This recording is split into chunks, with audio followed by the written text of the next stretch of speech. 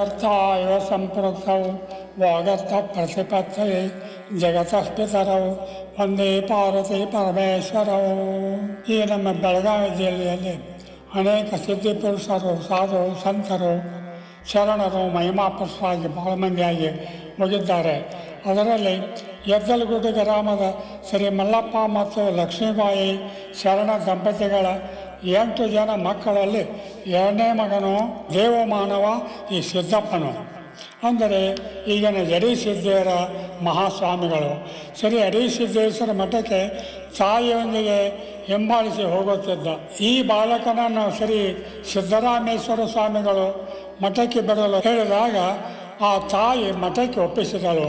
ಸ್ವಾಮಿಗಳ ಕೃಪಾಕಟಾಕ್ಷದಲ್ಲಿ ಬೆಳೆಯುತ್ತಾ ಸಿದ್ದಪ್ಪನು ಬೆಳೆದು ದೊಡ್ಡವನಾಗಿ ಪೂಜೆ ಪುನಸ್ಕಾರಗಳಿಗೆ ಜವಾಬ್ದಾರಿ, ಪ್ರಾಮಾಣಿಕ ನಿಷ್ಠೆ ಇತ್ಯಾದಿ ಮೈಗೂಡಿಸಿಕೊಂಡರು.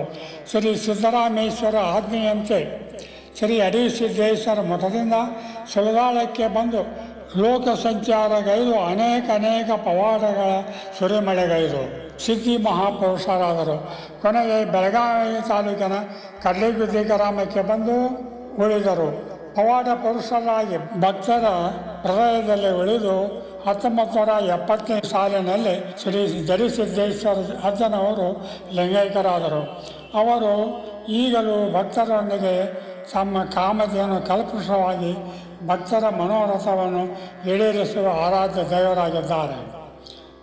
ಈ ಪವಾಡ ಮಹಿಮಾಪುರುಷರಾದ ಶ್ರೀ ಜಡಿಸಿದ್ದೇಶ್ವರ ಅಜ್ಜನವರ ಬಗ್ಗೆ ರವಿಕುಮಾರ್ ಮಲ್ಲಿಕಾರ್ಜುನ ರಾಸಣ್ಣವರ ಸಾಕಿನ ಕಡೆಗುದ್ದಿ ಇವರ ಜೀವನ ಚರಿತ್ರೆ ಮತ್ತು ಭಕ್ತಿಗೀತೆಗಳನ್ನು ಬರೆದು 1999ರಲ್ಲಿ ಪುಸ್ತಕವನ್ನು ಬಿಡುಗಡೆಗೊಳಿಸಿದರು.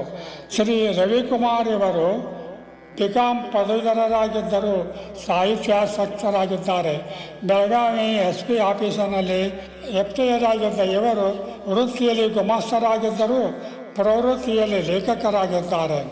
ಇವರ ಸಾಹಿತ್ಯ ಕ್ಷೇತ್ರಕ್ಕೆ ಹಲವಾರು ಪುರಸ್ಕಾರಗಳೊಂದಿಗೆ ಸಿರಿಗನ್ನಡ ರಾಜ್ಯೋತ್ಸವ ಮತ್ತು ಭಾರತ ಭೂಷಣ ಪ್ರಶಸ್ತಿಗಳು ಬಂದಿವೆ. ಇವರು ಶ್ರೀ ಕಣಿಬಸವೇಶ್ವರ ದೇವಸ್ಥಾನ ಅಭಿವೃದ್ಧಿಪಡಿಸಿ ಗ್ರಾಮದ ಜನರ ಪ್ರೀತಿಗೆ ಪಾತ್ರರಾಗಿದ್ದಾರೆ.